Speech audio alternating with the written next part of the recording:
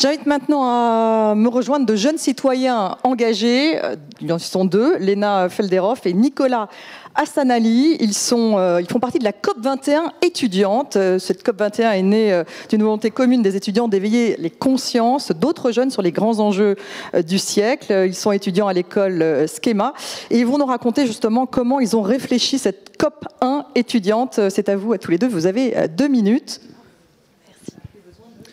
Merci. Donc c'est la COP1 étudiante et pas la COP21 pour rectifier. Donc à la COP1... j'ai entendu COP21 au début.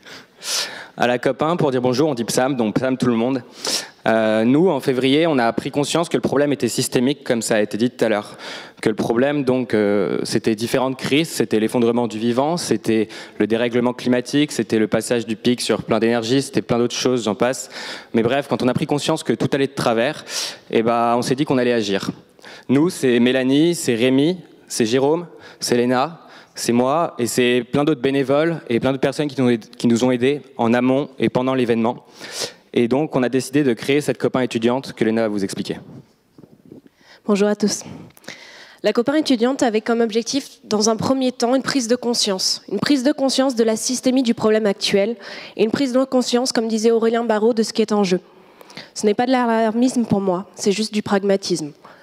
Cette prise de conscience avait comme objectif ensuite d'agir en touchant la racine des problèmes. Mais au-delà de ça, la valeur ajoutée de la COP1 étudiante, c'était de se questionner sur soi. Un questionnement profond sur soi, parce que nous sommes des milliers d'étudiants de notre génération à descendre dans la rue et à prendre conscience de cette nécessité d'agir, de cette urgence d'agir. Mais une question nous taraude au quotidien. C'est quelle est ma place à moi dans la transformation? Cette question a attiré 1800 personnes à la COP1 étudiante. 1800 étudiants. Cette question a aussi attiré 23 associations parmi les plus grandes fédérations étudiantes de France qui se sont réunies. Parce que lorsqu'une crise grave apparaît, l'humain a cette faculté de dire on est capable de dépasser nos dissensus pour pouvoir se réunir et agir d'un effort commun. Cette question a fédéré 60 intervenants, dont Madame la ministre de la Transition, pour réfléchir avec nous.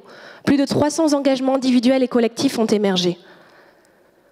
Un des engagements forts, c'était ne plus s'engager de manière ponctuelle, associative, à part entière, au-delà de nos études, mais c'était s'engager de manière permanente et faire de son métier son engagement. Vivre de son engagement devient quelque chose de clé pour notre génération. C'est pour ça que moi, je veux m'engager à co-créer avec d'autres parties prenantes, vous y compris, une école qui permette de développer ces métiers de demain, des métiers de transformation profonde de la société, parce qu'on en a besoin, on n'a pas le choix. Merci.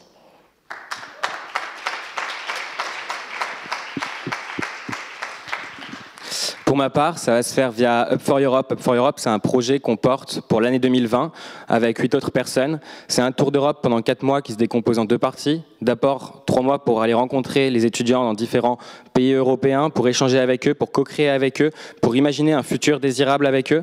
Et ça se termine par un mois à Bruxelles, auprès des institutions européennes, pour faire du plaidoyer, pour co-créer avec des responsables politiques, des propositions concrètes à mettre en œuvre, et on aura besoin d'un maximum de monde sur place parce que les lobbies ils sont tous présents autour du Parlement et de la Commission européenne, et nous on a besoin des citoyens pour montrer aussi qu'on est présent et qu'on a une volonté à mettre en place.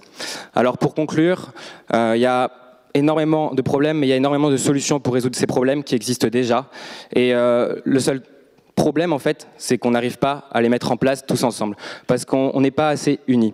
Alors on n'a plus le temps, on n'a pas trop le choix, donc unissons-nous. Merci. Unissons-nous et bonne chance donc à cette COP1 étudiante.